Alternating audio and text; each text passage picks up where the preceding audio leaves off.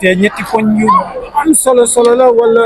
yu am solo bokk na wala ñetti poñ yu am solo parce que boo leen xoolee championnat bi ñun kenn bàyyiwuñu ginnaaw de ñaata match moo des. des na juróomi match. fukki poñ ak juróom. fukki poñ yu juróom boo ko jëlee fay nekk yow.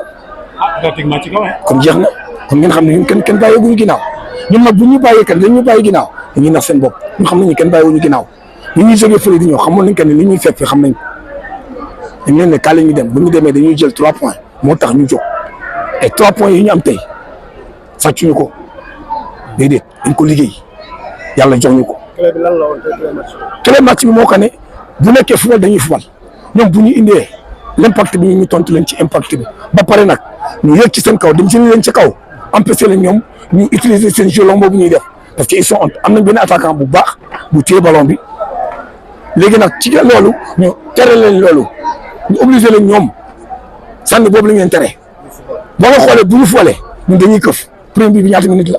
22 secondes. deuxième bii bi. 7 minutes. ñun xam nañ ne moom loolu seen point fort équipe bu ci nekk am na point fort am équipe bu ci nekk ñu ngi koy jàngatee da ngay xool li muy demee nga xam que ni kii lii mooy atom léegi ñun bu ñu bañee loolu ñoom dañuy daal di jaaxle ñu jéem a teg ñun dañuy këf jël dem mais ñun mën nañ ko dañ koy teg parce que moom mooy suñu ADN moom la ñuy liggéey léegi nag bu ñu demee deuxième li ñu am ci ñaareel bi mooy kane bu ñu demee ba nga xam ne ñoom dañuy tànc dañ leen ne bu ñu tàncee dañ leen jéggi dañ ko dàq ci ci espace parce que am nañ joueurs yi nga xam ne dañuy gaaw heureusement amuñu Sidi Barham amuñu Etienne amuñu Yaya ñoom ñëpp ñu ngi ci tournoi bi mais ak li ñu am macha allah vraiment ñetti points yi nga xam ne ci championnat bi la bokk. moom derby bi nii la mën a mel ah. derby la jàmbaar stade de Mbour foo ko mënti yóbbu nii lay mel. nii day tàng gars yi wax ma nañ dem Thiès ma ne leen non du ma dem Thiès fii laa koy fuye seen foofu stade ñun ñoo ko bokk ñun ñaar dañuy dem foofu bu ñu demee football bu ñu yóbbu du xeex du dara football la 90 minutes dañuy ñëw football ko ñu gagné ñu bisi et loolu la yàlla def tey yàlla may ñu ndam man may remercier El Hadj l'équipe du stade de Mbour di leen encouragé di leen jaajëfal di leen nag ñoom ñu ngi ci cadre bi ñu ngi ci cap. oui mais yéen Ciss c'est vrai que wax nga ambition équipe bi 15 points yi maanaam wuti 15 points yi. mais dina xaw a jafe surtout que wax nga ñu léegi instant day dem am na ñeneen ñuy dem. non day jafe du xaw a jafe de day jafe lu jafe lay doon parce que lan ngay def yow pour defar équipe bi da ngay dem jëli ci suuf da ngay jëli ki nga xam ne mosul jouer deuxième division moom ngay jëli de comme ki may indi tey boo amee 4 ci équipe bi 5 6 yu mel noonu ñooy def. semaine prochaine ñenn ñooy dem. ñooy génn. Kaffrine non ñenn ñooy génn ci équipe bi ñuy dem à l'extérieur. La semaine prochaine y a Issa qui va partir. Il y a Yankoba que j'ai fait jouer à Central à la fin qui va partir. Il y a le numéro 6 El Hadj Ousseynou Niang qui va partir. Donc le cœur de l'équipe Oumar Sarr je n'en parle pas. Lui il va partir. Il est déjà parti. C'est à cause de l'équipe nationale qu'il était revenu. Il a fait la CAN, c'est terminé. Maîtriser côté. raxas ci samay loxo donc dañu ñaan yàlla rek yàlla may ñu kattan bi ñu defaree rek pour amat leneen yéen nag di leen jaajëfal di leen ñaanal yàlla may leen ko di fan ak yaram sàmm leen sàmm képp ku mbooloo fi précieux parce que nous on n'a pas largué on n'est pas largué on est toujours dans le parcours il reste combien de matchs à jouer 5 ou 6 5 calculer 5 matchs 5 ça fait 15 points quand tu prends presque 15 points tu es largué du tout donc on est toujours dans le parcours. Donc quand on est venu ici, on est venu pour prendre les 3 points. Et ça nous a échappé 2 fois. Ça nous a échappé contre Cambérène, ça nous a échappé à Bambey. Et là, ça ne doit pas nous échapper. Et les gamins, ils ont compris que ça ne doit pas nous échapper. Et c'est à cause de ça, ils ont mis tout ce qu'il fallait. Le jeu, l'engagement, le physique. On savait très bien comment ça va se passer. Parce que c'est le derby. Tactiquement aussi, vous étiez en place. Ouais, on savait très bien ce que nous attendait. On savait. Malgré. Quelle était la clé du match? La clé du match, c'était de le pousser, mettre la pression, gagner le ballon haut et aller marquer le but le plus rapide que possible. Le premier but, on l'a mis en combien de minutes? 22e seconde. Alors, le deuxième, on l'a mis en quelle heure? 17e. Donc, on a travaillé pendant toute la semaine là-dessus. Travail dur. On savait très bien ce qui va nous attendre. Donc, mentalement, il fallait atteindre le stade. Merci, c'est ça. Et les gamins, ils l'ont compris. Ils sont venus avec un mental. C'est-à-dire que si ça joue au football, on joue au football.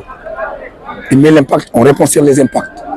Parce qu'on sait qu'on a une équipe très jeune, qui n'a pas peur d'aller au champion. C'est dommage, on n'a pas réussi à avoir toute l'équipe qu'il fallait. Et la moitié de l'équipe, on l'a laissé au centre. Parce qu'il y avait un tournoi qui va commencer bientôt. Toutes les jeunes, Fallou, Etienne, Sidi Barham, toute la moitié de l'équipe, on l'a laissé là-bas. On est venu avec quelques réserves. Le gamin qui a marqué le 3e but, Arona Sarr, il joue avec l'équipe Pro 2. Et qui a joué à la mi-temps, il était avec l'équipe Pro 2. Donc c'est une équipe qui est mélangée. Et malgré on a mélangé l'équipe, on a réussi à faire un très bon boulot pour venir atteindre ici, chercher les 3 points. Mais Ibrahim, ce qui est bizarre, contre Cameroun, vous menez 2-1, vous êtes égalisé. 2-0. Vous êtes égalisé. Contre le Ndiambour, vous faites un match catastrophique. Aujourd'hui, vous faites un match high level. Non, en plus, on va à Bambay. On est parti en Bambay. Bambay n'avait rien. Vous êtes allé faire nul, je crois. C'est un match qu'on avait dans la poste. On a loupé un penalty là-dessus. On a loupé un penalty à Bambay. Donc voilà, c'est l'origine de tout ça parce que c'est une équipe très jeune. Quand il leur laisse faire ce qu'il a envie de faire, il croit que c'est fini. Contre Bambay, contre Cameroun, quand je suis rentré dans le vestiaire, je regarde uniquement leur visage. Je lui dis que attendez, ce que j'entends de voir, ça ne passera pas. C'est nous qui menons 2-0. Mais le gars va nous rattraper. On n'a jamais devancé une équipe, il nous rattrape. C'est la première fois. Le championnat a commencé ligue. Depuis qu'on a commencé le championnat, on n'a pas eu l'avance et l'équipe nous rattrape. Non. Parce que quand ils sont à l'avance, nous, on a les qualités pour les rattraper. Mais dès que nous, on est à l'avance, c'est fini. C'est une fois, ça nous a arrivé une fois contre Cameroun. On a retenu les leçons.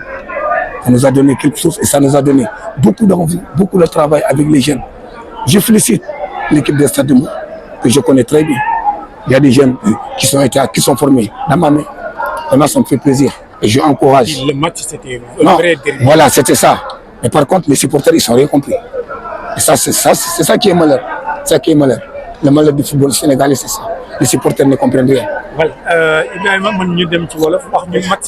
Oui, oui. Il y a aussi le double d'Insa, le capitaine légendaire, qui a toujours en train de donner. Insa, il est sur la route de partir, bientôt. On va le perdre, on sait, on va le perdre. On va perdre un leader dans notre équipe. Ce qu'il fait dans notre équipe, il n'y en a pas un autre qui est capable de le faire. Pourquoi je l'ai récupéré? Je sais pourquoi je l'ai récupéré. Parce que c'est un leader spécial. Et là, il va partir. On sait qu'on va perdre un pion. Il y en a 4 qui vont partir dans l'équipe. À partir de la semaine prochaine, on ne l'aurait pas. Et celui que j'ai fait rentrer latéral gauche, Demba, je l'ai récupéré sur les U17. Donc c'est comme ça que je prépare l'équipe suivante qui va venir pour la semaine prochaine. Je suis obligé. Je suis obligé. Donc, comme c'est en centre, c'est comme ça qu'on travaille. Mais ça, moi, je le dis chapeau. Il va partir en Belgique. Je le dis chapeau. Honnêtement, chapeau avec ce gamin-là. Il mérite, non, il mérite plus que ça. C'est un capitaine. C'est un leader. C'est un garçon que j'adore beaucoup. Il a une bonne mentalité, bon tempérament. Même sur le terrain, les gamins font quelque chose qu'ils ne doivent pas faire. C'est lui qui met le doigt. Je te dis, c'est le deuxième coach dans l'équipe. Donc moi, j'encourage l'équipe de Stade, que je connais beaucoup, des jeunes qui sont là-bas, et les coachs, on est ensemble. Donc,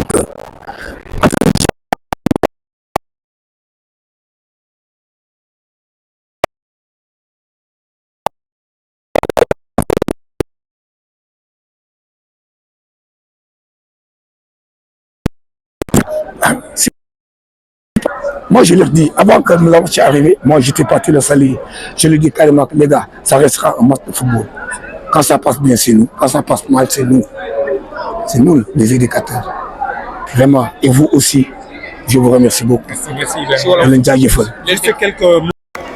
aja équipe à la prochaine inchallah mi ngi noonu Stade de Mbour dafa ñàkk ci kanamu Jàmbaar ñu ngi noonu di ñëw waxtaan nañu jëm Versailles noonu la football noonu la ñoom ñoo dominé waaye nag ñoo encaissé ay bit mel ni que ne des fois lu ci bëri ci ay match dañ koy faral di gis équipe dominé à 100% mais dañ koy mujjee gagné yenn ci supporter kontaan nañu ñu ngi tàcc yenn supporter ñu ngi ci biti nag di xataraayu comme ni koy gaa ñi di waxee gaa yaa ngi ci biti di saaga am na ñu ne ci biti di saaga waaye am na solo football nii la Stade de Mbour a ngooxee def nañ ngan di maami matti ay nag dañ leen mujjee dóor am na important. ko mën a joxe du tey itam ñu présenté leen kër gu mag a mag gi di Bichra technologie daw leen gaaw seeti ko ci Dakar marché Sandaga foo leen mën a nekk ci réew mi mën nga am seen bagage façon bagage boo xalaat façon bagage boo yaakaar amu fa foofu rek la am bagage yi nouveau génération bi foofu la am dem leen seeti ko ay caméra yu baax a baax ay lampe yu baax a baax